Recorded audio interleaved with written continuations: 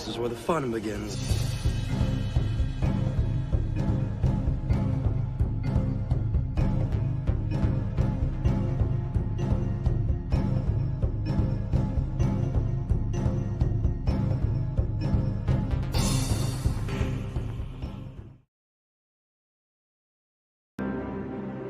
I have fought the worst of all wars and witnessed the redemption of evil. I have seen balance restored to the Force. But order can turn to chaos, as it did when I was born. Now, with my loved ones and my loyal allies, I face a new challenge unlike any before. And I'm not sure at this time we can win. Star Wars Vector Prime by R.A. Salvatore, the first novel of the new Jedi Order. Someone asked me to give the best reason why someone should read the expanded universe. After giving it a lot of thought, here's what I have to say. The expanded universe respects the reader. In the expanded universe, Luke Skywalker's optimism continues where it left off in Return of the Jedi. He's fulfilled hope to the galaxy, just like Obi-Wan said he would, not like the Disney movies where he gave up on the Jedi or even the whole galaxy for that matter. The character you see in those movies is not Luke. Luke isn't a quitter. He's not a pessimist. He's a leader. He's inspirational. And he's always there for his friends in times of need.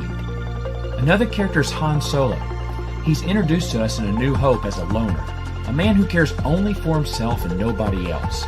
But by the end of Return of the Jedi, that all turns around when he finally finds friends he can trust and a true love to spend the rest of his life with. And that's exactly what he does in the expanded universe.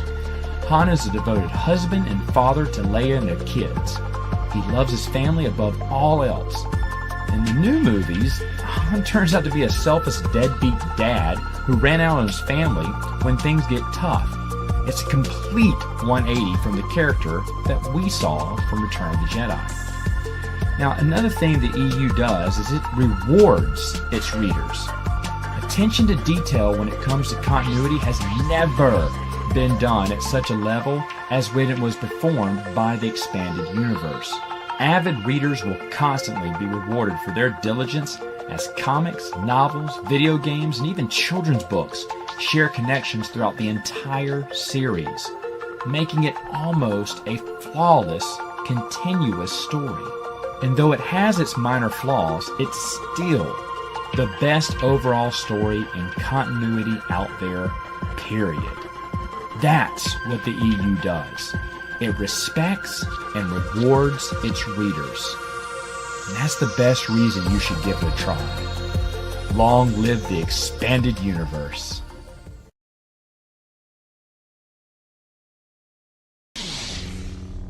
Are you sure? So be it.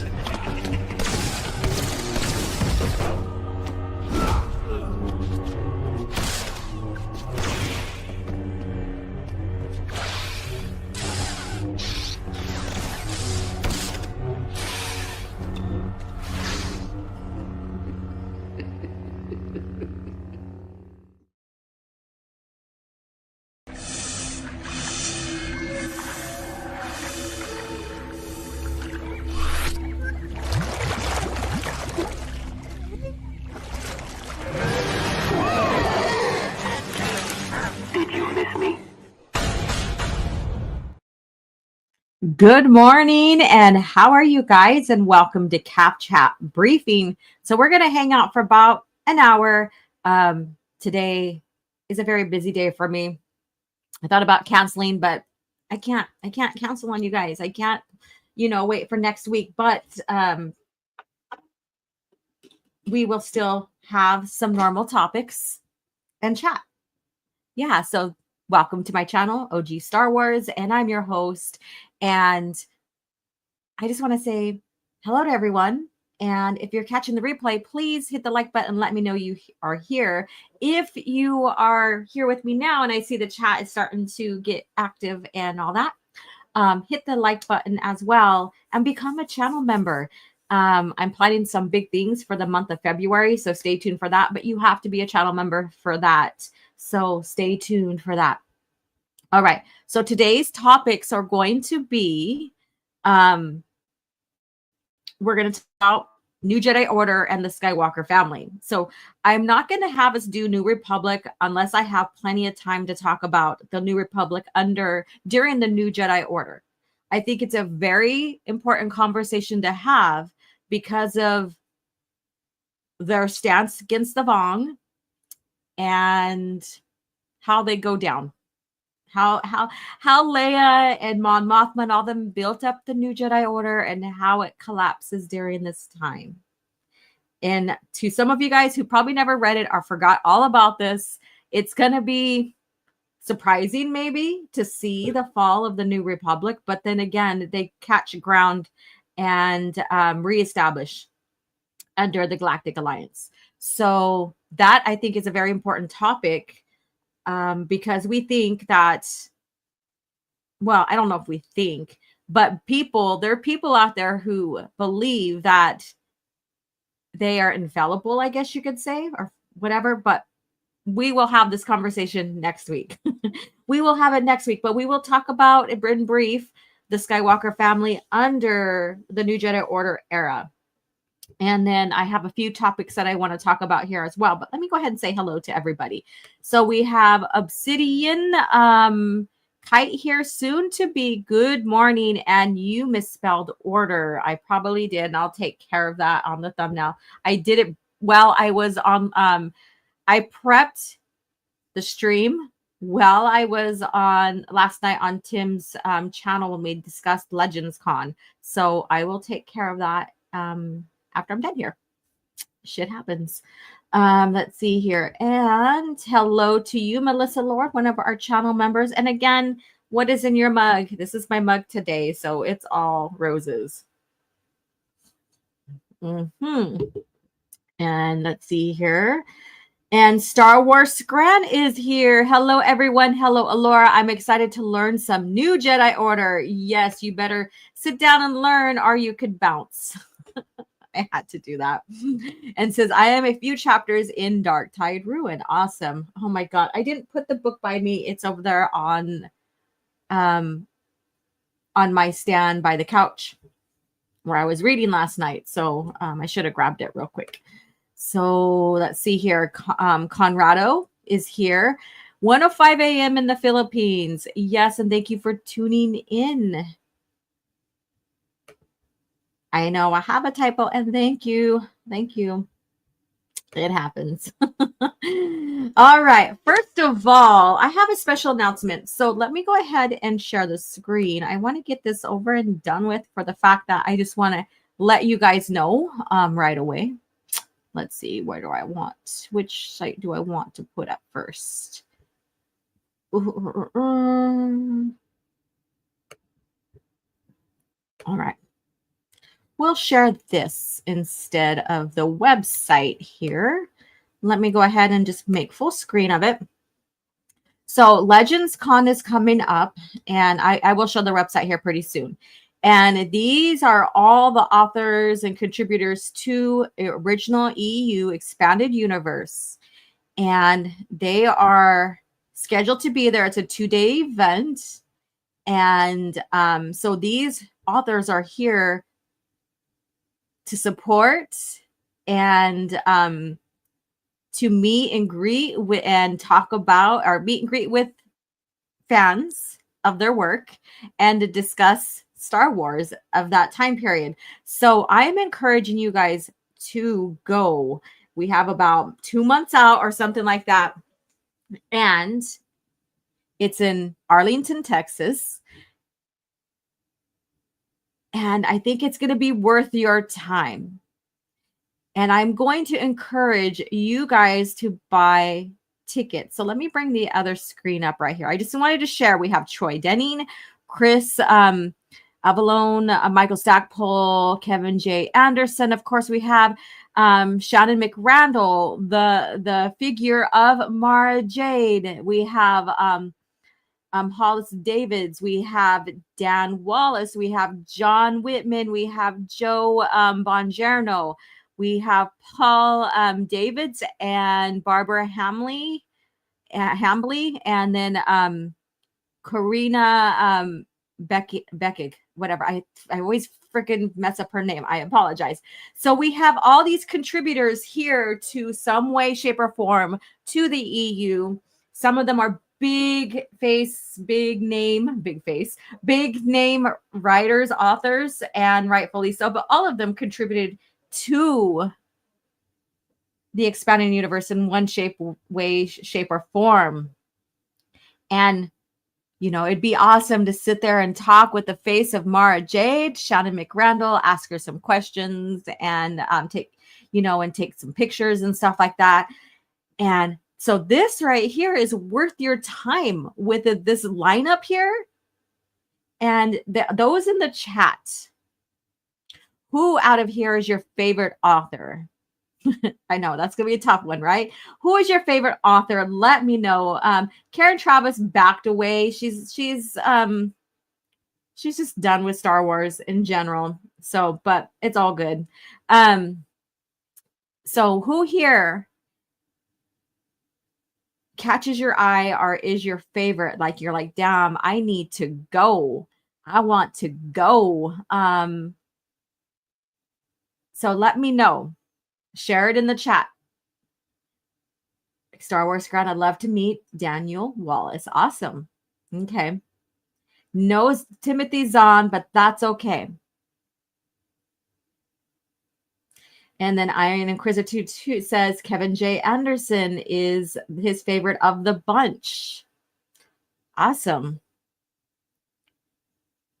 And with this, so I have to take a better look at the website. When I was on Tim's channel last night, first portion of my time being on there, I was driving home. And so I couldn't see the website in full and like how they updated it, what's going on with it, to know if what information they put up there are not. And so I wasn't able to see like what information they have for each author on what days are going to be or what time they're going to be at the convention and what's going to happen and what's going to be planned. So didn't see the details, I guess I'm trying to say. So with that being said, my announcement is in accordance to this. Now, let me go ahead and just take this off the screen, remove. Do you see these two paintings behind Quinlan Voss, so Son of Kifu and Mistress of Rat Attack? I have a special offering, and it's going to be a drawing between now, our last night, and next Thursday. If you buy a ticket and you show me proof of purchase of the ticket, you show me the receipts. I need receipts, people. You will be entered to win your choice of a copy of either Quinlan Voss or Asajj Ventress. So this is for those who are purchasing tickets now. If you have ticket now, I'm sorry, but I will see you there. So you have Son of Kifu, copy of that, or Mistress of Rat Attack. So you could send it per email or DM me if you have me on Twitter. So in my email, I'm putting it in the chat.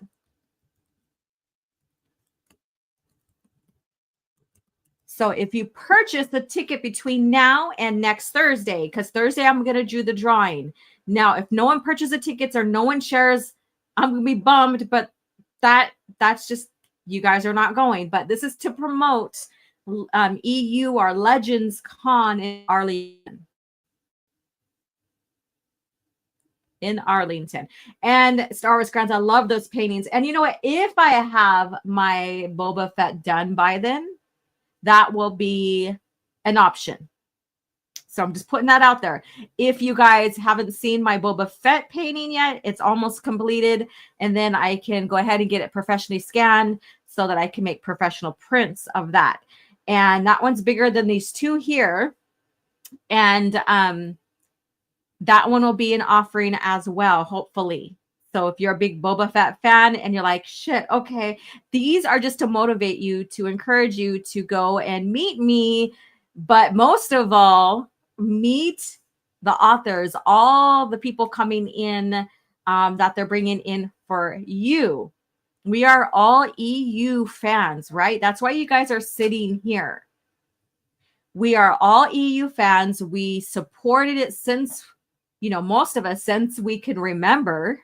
Most of us are our entrance way into the EU was the movies or a game. So one of those visuals, me, it was I wanted to see what was going on with Luke, Han, and Leia after Return of the Jedi. So this is just a little bit of incentive for you to get those tickets. I would love to see you there. I would love to say, oh, so-and-so, this is who won the drawing. Now, if only one person shows me their receipt by next Thursday, well, then you automatically win. But what is there to lose? Purchasing the ticket, driving or flying over there, meeting the authors, meeting other EU fans, sitting down and talking with those authors and those people sponsored to come in, learning more from them about the EU and their time spent with like Lucasfilm licensing and even George creating lore, then sitting down and talking with me or Matt Wilkins or Tim or any one of the EU enthusiasts that you see on YouTube here. What is there to lose? How fucking excited is that? Hey there. I see a lot of people popping in. So if I can get one of the mods in, I haven't seen Soul Assassin, but I do have Star Wars Marvel Purist here. Please share the link. I'm going to share the website here pretty quick. All right. So let's go here. So let's go here. Oh, fucking sake. Okay. I will match OG and enter the people who don't win her contest, and the winner in my drawing gets to pick what they want episode 5 of Star Wars Normie to be. Oh, okay. And I'm pretty sure he'll elaborate more on that on his channel. So what is it? Get your tickets. Get your tickets. Either DM me the receipt. And I do need your address because, well, if you're going to be there, I can deliver it to you. But that could be, I would love to just have that. I could deliver it to you. So let me see here. But OG Star War sharing my channel email and the link for tickets right here. The link for tickets. So let me show the website now. Let me go ahead and stop screen with that and share screen. Okay. So here's the official website. Is it just showing the website? Yeah, that's what I wanted it to do. So the you have all the web social media links here. And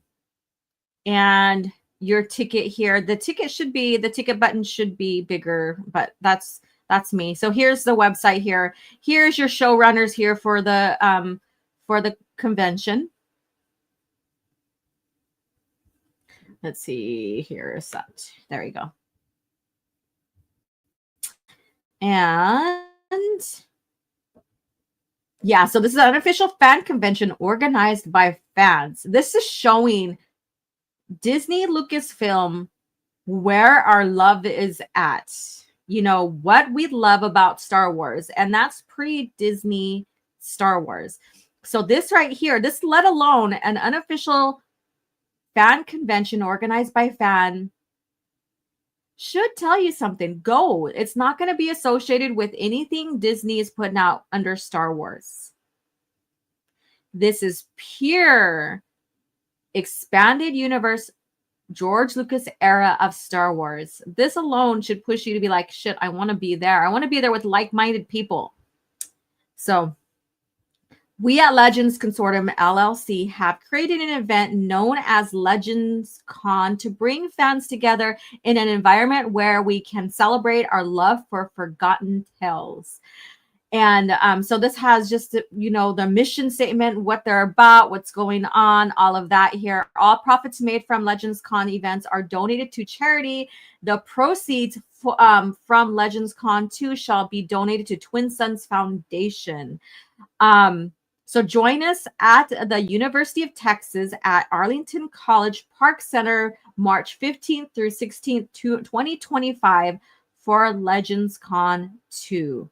And then, so here you go. So not only are you going to go for your love of Star Wars, your interest of the expanded universe, you are also going to give to a bigger cause.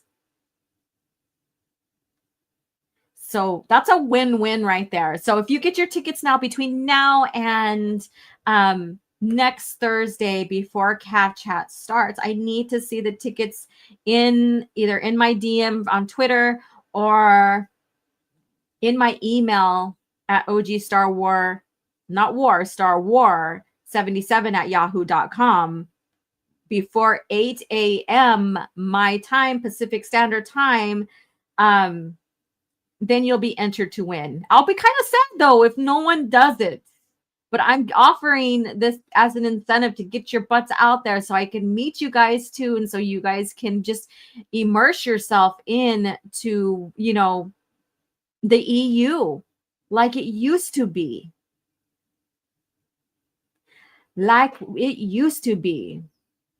So yeah, and I understand why they're calling it Legends. It's due to the stupid labeling that Disney's given the pre-Disney content, basically. However, I still don't care for it, but it is what it is. I'd rather have it be like EU Con or Expanded Universe Con or something like that. But it is what it is. So go and support. I would love to see you there. All right. So I'm done with that.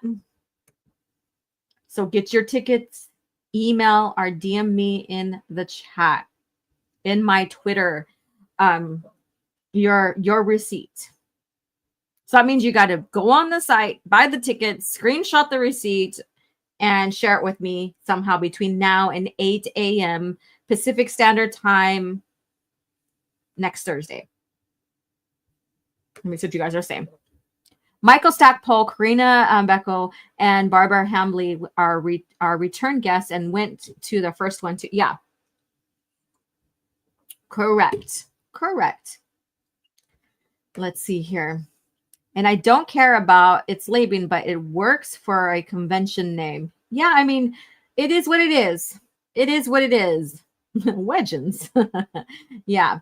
It is what it is. And also too, if you're a vendor or you're an artist or whatever, and I'm gonna look into it. I'm traveling by plane, but I might consider doing a vendor to sell prints as well. We'll see what comes of that. If I take that plunge, if I decide to do that, of course I'm gonna advertise it like crazy here on my OG Star Wars sites here, like on Twitter and on YouTube.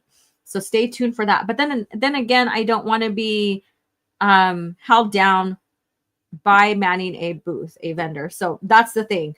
So I want to be able to do interviews, meet people, meet the authors, and stuff like that, and create,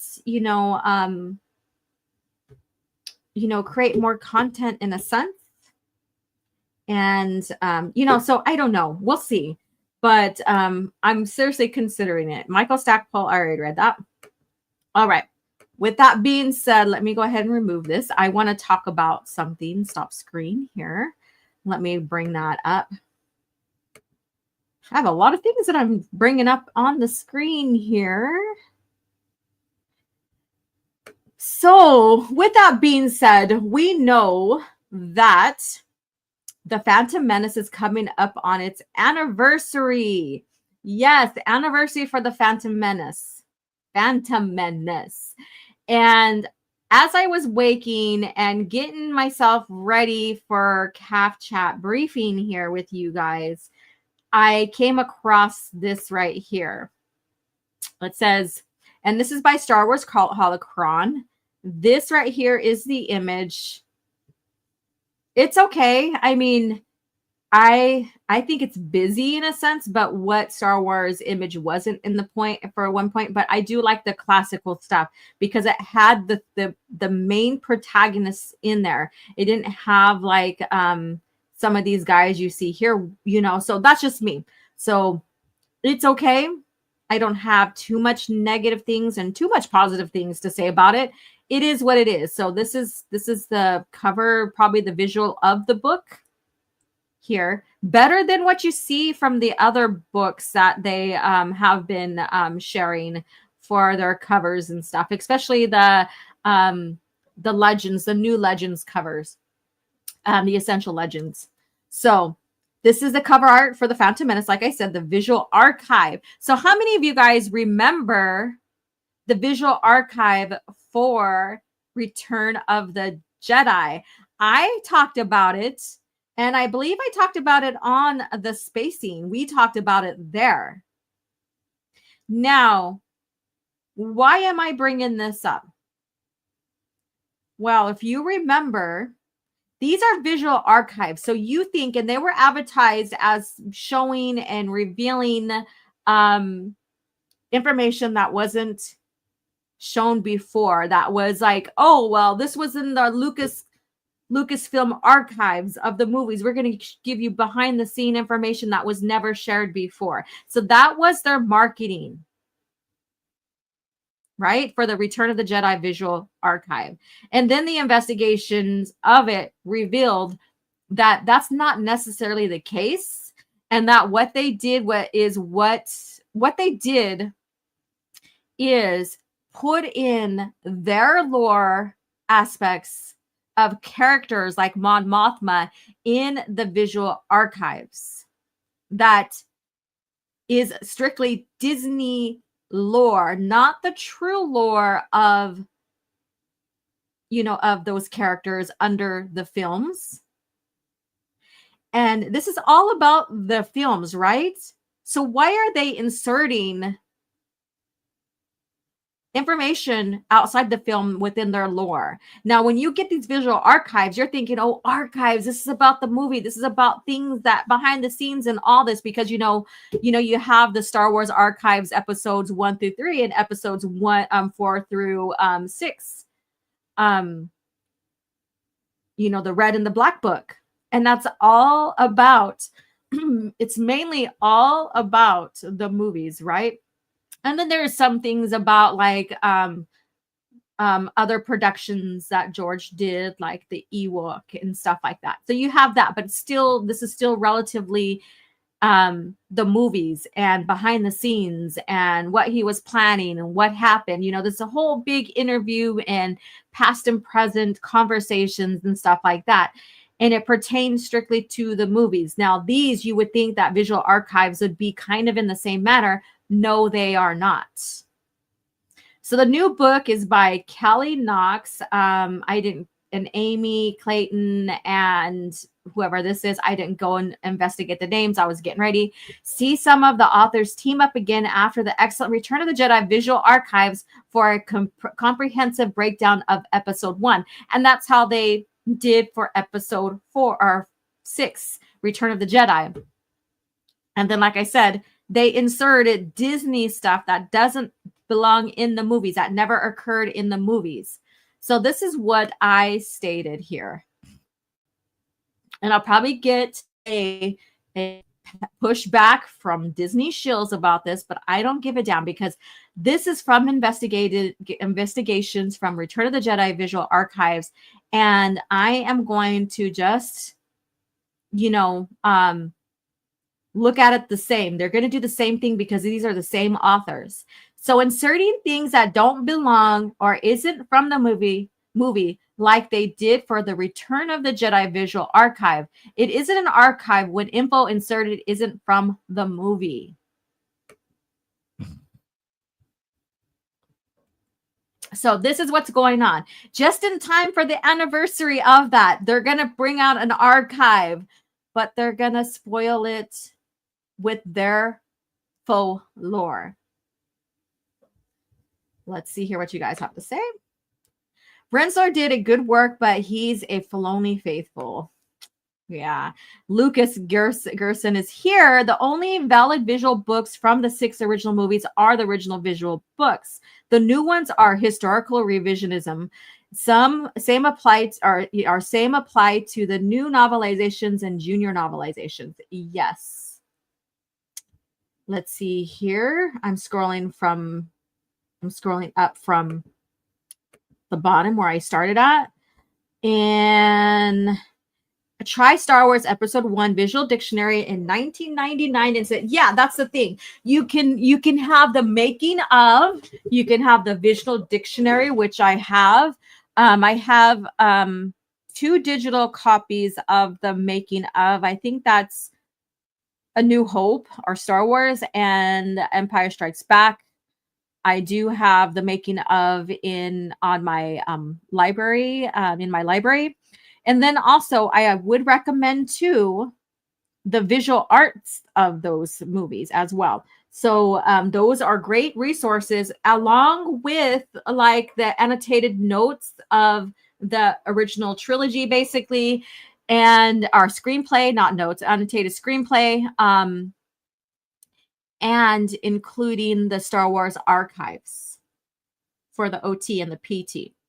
Very great resources on top of like the the books like with George Lucas filmography. That's not the correct name, I'm sorry, but I think you guys know what I'm talking about, and other stuff like that.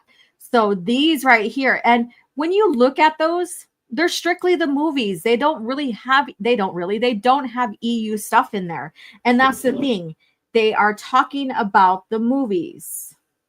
Now when you look at Disney stuff, like I pointed out, they are inserting a lot of their full lore in a lot of these type documents or resources when it comes to the movies, their source books, because they want you to see the movies the way they are visualizing them, not how George Lucas visualized them in the past.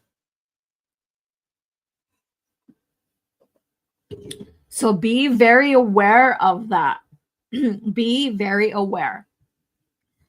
Let me see. Excuse me. Woo! I had chest congestion. I lost my voice for a day and a half or so, and I wasn't sure if I was going to fully have it back. But last night my voice held out from being on Tim's channel talking about Legends Con. Damn, man, stay safe, bro. Oh, I don't know what that's about, but what's going on? Yeah, so I will catch on to that, but whatever's going on, yeah, stay safe. And let's see here. And Kai Adimundi was a Jedi Knight during the events of Phantom Menace, according to the original visual book from Episode 1. Deal with it, the Acolyte. Let's see here. I'm not buying this version. Why? Because Disney and fake Lucasfilm will have their influences in the book. Yeah, just go pull up. Like go to Barnes and Nobles if they have it on their shelves. Pull up the visual archive of Return of the Jedi and go like to the section of Mon Mothma and stuff like that. You will see a lot of information put in from Rogue One and stuff like that. And that's not particularly for Return of the Jedi. So that's the point I'm making here. Keep it strictly the movie. Don't insert, like I said, there wasn't any insertion of the expanded universe within these documents of the movies. The making of are the archives of, so I'm sticking behind that point there. So hopefully it blows over in Texas so I can go to Legends Con. There we go. Yeah. And then I'm in the minority and wanted to see the Confederacy story where there isn't much of anything else of it in the Clone Wars multimedia program. Yeah. And then it's just a storm hitting central Scotland, Laura. No biggie, haha. Oh, okay. So okay. Yeah, that's going on right now. Like the weather is like, oh, I'm gonna be mild and never mind, hold my beer kind of deals, kind of situation. You know, like people down in the Gulf of Mexico, in that area, that are bordering the Gulf, including like the panhandle for Florida, are receiving blizzards and snow and stuff like that. So that's crazy. We are just like, for the valley where I live at, we do get down to like 28 or 30 or whatever. But because we're our elevation of where we're at, snow doesn't touch down, and it does rarely. So, but the snow is around us in the mountains. So that's that. All right. So with that being said, we have like 20 minutes to chat, but I just wanted to give information on this. Legends, buy your ticket, show proof. You can enter to win one of a print of one of these of your choice, maybe the Boba Fett one. So, boosting ticket sales that way in a sense, and with an advantage. And yeah. But with that being said, we have a little bit more time to chat here because, like I said, I gotta get going here pretty soon. That's why it's a CAF chat briefing. Swift -1, what's up? How are you doing? I see you. OG Mon Mothma, greater than the Mon Mothma, who's basically had disarmed the New Republic after Galactic Civil War for some reason. Yeah. All right. So with the new Jedi Order, how many of you guys began reading it or are here just to talk about it and have read it before? Now, like I said, the New Republic was going to be the conversation, but it's for a regular CAF chat session. So I wanted to save that conversation. And I remember Scran being so pissed off at the New Republic just by reading just in his, 2 books or 3 books deep into New Jedi Order. It gets worse, Scran. It does before it gets better. Everything does, right? It's supposedly everything does. So, but we're not going to talk about the New Republic because that's a topic that needs more time. But I want to discuss a little bit about the Skywalker family during this time frame. You have Leia, who is still training in a sense. Like she has some training under her belt as a Jedi, but she's not a full-fledged knight yet. And she's not particularly a part of the New Republic government officials, but she is like an ambassador or liaison, and she is running refugee rescues. So she's rescuing refugees. She's running that. And boy, is she having a time with that. And then you have the Solo twins, one that becomes a part of Rogue Squadron, and that's Jaina. One who is fucking confused about where he needs to be in all of this, and that's Jason. He's like, what is the Force? What is it to be a Jedi? My brother is taking it all wrong. It should just be all passive, and we should just sit and meditate all the damn time. So you have Jason over here questioning himself within the Force and within the Jedi Order. And then you have Anakin Solo, who is like, I need to make sure that my skills for fighting as a Jedi are honed in. And, so he's training behind, the saber and stuff like that. And so you have this little conflict between the brothers, one very passive, one not so within their training methods. And Jada's like over here, like, I'm a pilot. So it just takes her responsibility as a Jedi, out of her sight, I guess you could say, in a sense. She still has the abilities, of course. She could still use them for her piloting, which she does, but she is now a Rogue Squadron member. And so that takes the priority. Spoiler, it gets worse. I know, Scran. Oh my God, I know. It is fucking crazy. And then you have Luke Skywalker, who is trying to figure out where the Jedi as an order needs to be, and seeing his faction splitting and taking their own preemptive strikes and stance against the Vong. And then, of course, Han Solo, who is still in grief and on his own personal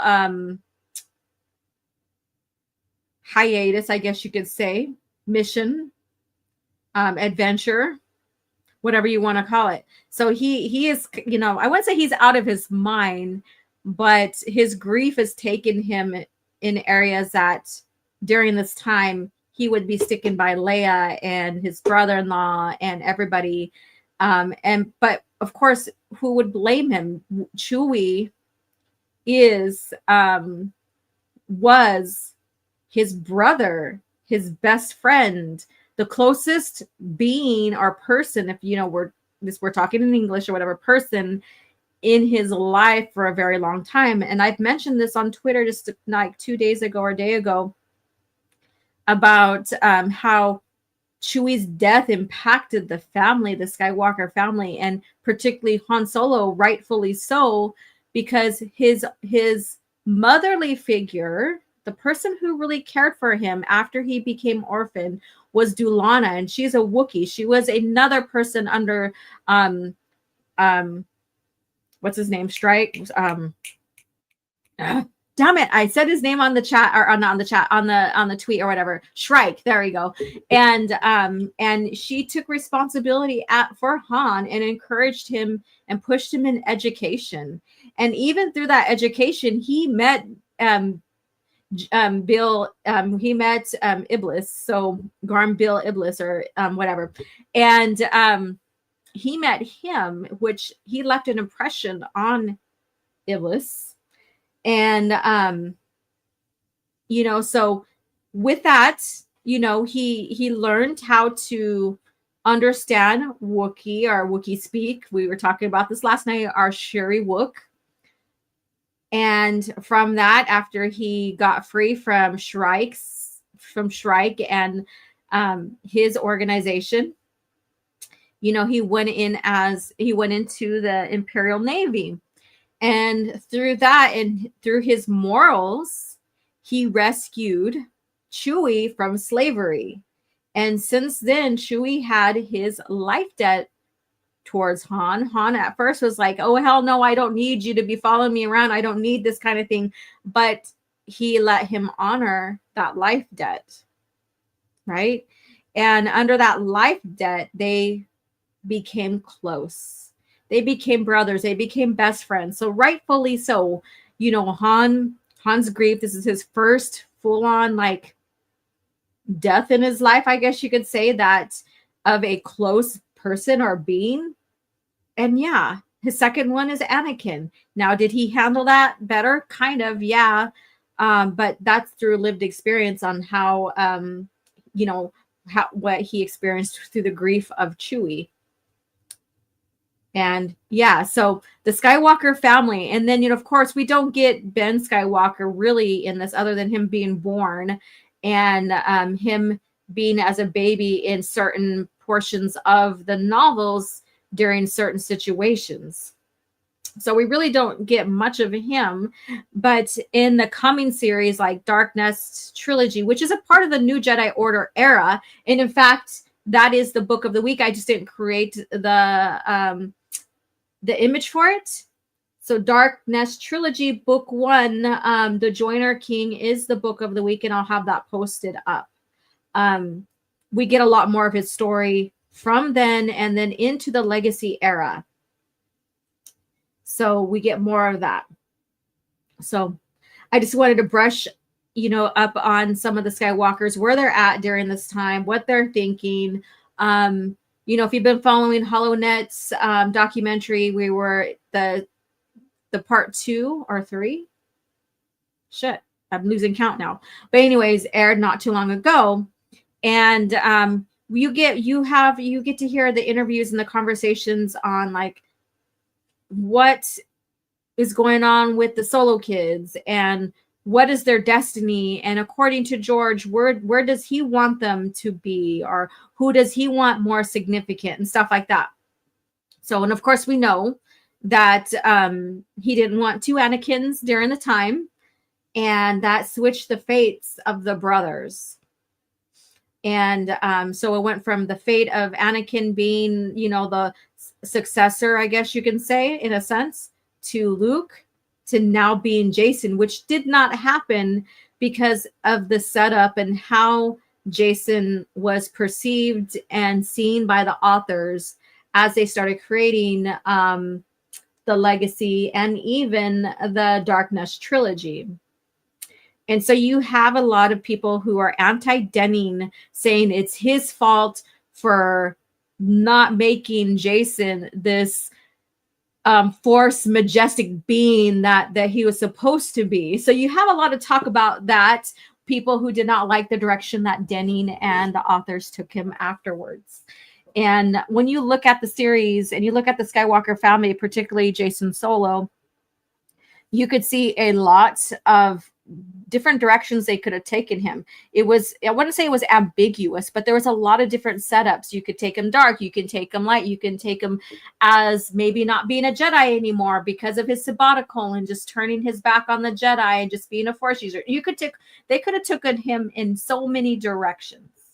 So, and there were so many possibilities, and they took him in the direction they did because I think the dark side Sith was a greater possibility, and it was more logical, I guess you could say, in that direction. If you agree with me or not, it doesn't matter. That's just how I seen it from now, you know, reading and rereading the New Jedi Order and reading and rereading like the Darkness trilogy and the Legacy of the Force, that there's a lot more hints that apply to the dark side essence of Jason than anything else. You know, so who during this time frame, if you read, what are your thoughts about, you know, Luke Skywalker? Share in the comments. We're going to start closing out here. So how do you think did you like, excuse me, sorry. Did you like the direction that he was taken, where he was questioning the fate of the Order, how they should face these new enemies, these people who are invading and destroying and wanting to just basically genocide the galaxy for their own means? So what was your thoughts about that? I have 38 beautiful souls in the chat or just watching. Hit that like button. Hey, double A, and good book. Yes. So with this, I'm going to go ahead and just give you some information on the first book of the Darkness trilogy. And then I will have the information up by tonight on the books, the book of the week. So this is book of the week. Hi, Keely Chow. How are you doing? I see you. I wish I would have put earrings on. I'm kind of naked in the ears. All right. So Darkness trilogy, basically Troy Denning, cover artist was Cliff Nielsen. And the time placement is 35 to 36 BBY or ABY. I'm sorry, ABY. And that's the same time period as the Disney trilogy. If you go and look at research where their timeline is for their trilogy, that's the same time frame. And let's see here, where else? Publication here, paperback July 2005 for the Joiner King. So, and that's the only one I'm going to talk about here. But I want to go ahead and give some information on that. Where is it at?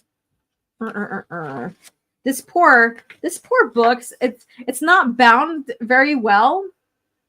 And so the pages are coming out. I'm going to have to just get this put it, maybe take it in to get it bound again or whatever, but it's like falling apart, and I'm trying to keep everything aligned, everything in the proper place here. So, so the continuity notes is about the Swarm War, basically, or about the 3 novels. So, but the book of the week is Joiner King. So I'm going to just discuss the I'm just going to go ahead and give you the continuity notes based on this, even though it's for the whole trilogy. The book of the week is Joiner King, and I'll have more information on continuity notes for the actual novel itself when I post up the book of the week information. The Swarm War is a transitional trilogy that bridges the New Jedi Order series and the Legacy of the Force series that would follow. Given author Troy Jennings' role in the developing the latter storyline, he was able to plant story threads that would build into events covered in the series, especially the role of Jason Solo. Indicative of when those books were written, after the prequel trilogy had concluded in 2005 and remaining holes of the cinematic Star Wars saga had finally been filled in. These were the first latter era books to include mention of Padme Amidala and her fate. A subplot involving a malfunctioning R2-D2 sees Luke and Mara uncovering holographic data secretly recorded and saved by R2, meaning that Luke was essentially able to watch key scenes from Revenge of the Sith 2005 in holographic form, finally learning more about his mother and father so many decades after the events of that sealed their fate. So that right there I thought was very interesting, and that's one thing I like about the series for the Darkness trilogy, is that we get to see Luke after there was forgiveness to his father for becoming Darth Vader and all this other stuff, and him redeeming him and stuff. You get to see his response to him basically choking his mom, their confrontation on Mustafar, all of that, and how he responds and how he's like, I gave him forgiveness. And he has to sit in that and realizing like how bad his father has fallen to the dark side and what the dark side can lead someone to do. So that right there was one of the reasons why I love this book, this trilogy. There's some things I'm like, Troy could have done better with this, and this. But in general, it's a great ending to the New Jedi Order. Yes, it is a part of the New Jedi Order era. It's the last trilogy. It's not in the series of the New Jedi Order, but it's in the era. So just making that clear. So that was very interesting. So book of the week, the Joiner King Darkness Trilogy, book 1. Yeah, it's his turn to the dark side. The only real fan was understand that the Yuuzhan Vong were the alien menace that Jason Solo felt darkness in the galaxy, and his view of the order and justice were in his point of view to being peace. Yeah, so that's very interesting that you mentioned that, Double A, because many people think like, oh, well, he's supposed to be this Force god. That's how he was written. Or he's the successor to Luke Skywalker. He's greater than Luke. You know, that's how he's written.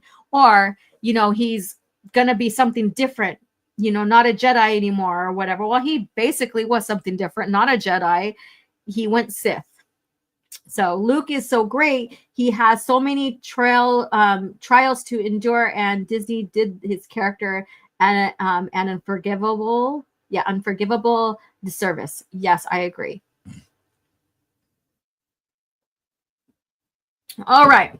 So next week, so recap here because we're going to close out the show. Recap those who are on the seat about attending Legends Con, EU Con. Buy your tickets, send a receipt to me, either DM and Twitter or at my email, ogstarwar77@yahoo.com, before next Thursday, 8 a.m. Pacific Standard Time. You will be entered to win a copy of your choice of one of my Star Wars paintings. I would love to see you there. Share the website information out for Legends Con to friends and families who love the EU or know of the EU, even if they are on the fence between the fence sitters. Yes, I said it. On the fence between Disney, Star Wars, and the original Star Wars. Send it to them. Send the link. Encourage them to go with you. Take them with you. Take them with you. That can open their eyes up so much more to how valuable, how great the expanded universe is. So get on that ball, get your tickets. Let me see your receipts before next Thursday, 8 a.m. Pacific Standard Time, and I will have a drawing live. Come on, you guys, don't let me down. Don't fucking let me down. Buy your tickets. All right. And next week, we're going to have New Jedi Order talk, the New Republic. Of course, I'm going to nerd out. I'm going to have my PowerPoint visuals up for you guys. We're going to discuss that. If you're still following along and reading the New Jedi Order, you have a hint already. Scron, for example. Where they're going, where they are going, what's going to happen. But I'm not going to spoil too much until next week. So Scron, you're going to probably learn a lot before you get there about the New Jedi Order, but I think it's going to make you even more fascinated and continue to read. But those who are already privy with the New Jedi Order, you already know what's happening. You already know what's going on. The fate of the New Republic. Yeah. Yeah. I heard Laura may cosplay as a Zeltron. Oh my God. All right. So it's not only like Soul Assassin who puts out crazy shit. It's Justin's following suit. All right. So with that being said, next week, see you here, same time, same place. Grab your CAF or your favorite beverage. And we'll discuss Cringe Factor. We'll discuss Book of the Week, Lucas Fact of the Week, which we're not doing this week. Sorry. And New Year, New Jedi Order talk. So thank you guys again for hanging out with me. My life is now going to get busy today. I have so much stuff going on, but it's all good. It's not bad whatsoever, but it's just, I still needed to make my time with you guys. I just could not just cancel on you guys. I'm like, I have an hour to spare. Let's talk and talk Star Wars. What's going on? And again, don't be mistaken by Disney when they are advertising these new things of visual archives for the movies, because they are very dishonest about them, and you don't want, the movies to be tarnished by their lore. So don't support that bullshit. That's all I got to say about that.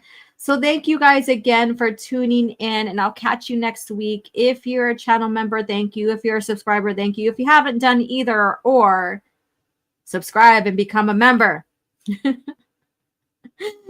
And also, thank you so much for spending this time with me. And if you're catching the replay, thank you for watching through. Let me know if you have. And even those who are catching the replay, buy your tickets. My cat's trying to lay down right here with me because he thinks that, we're going to be here for another hour. And with that being said, I shall talk with you guys later. Have a good day.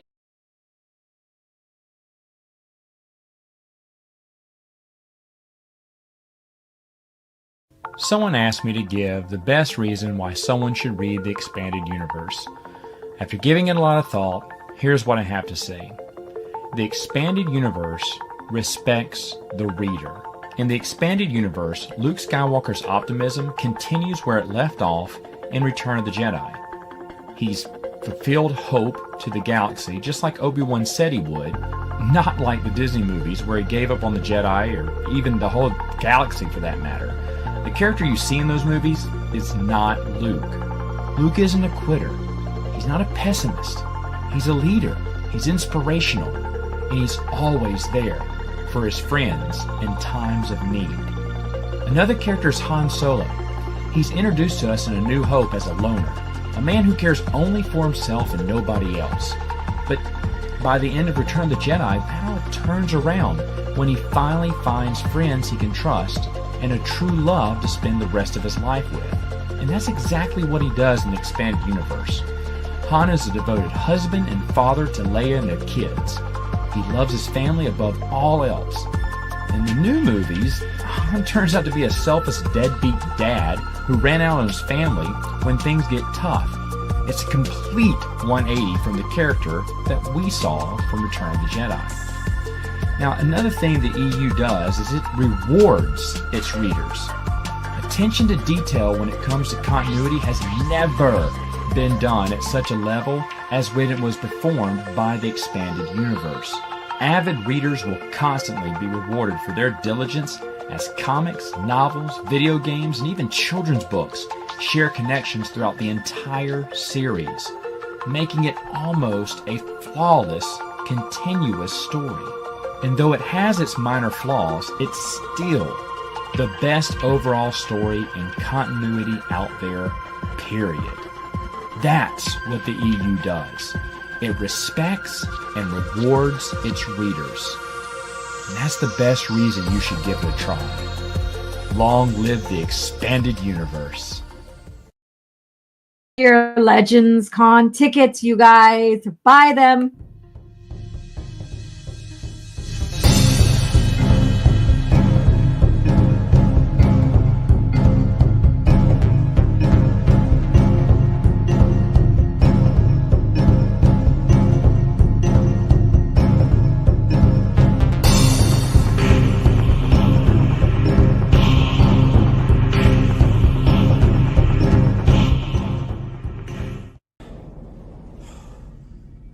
Another happy landing.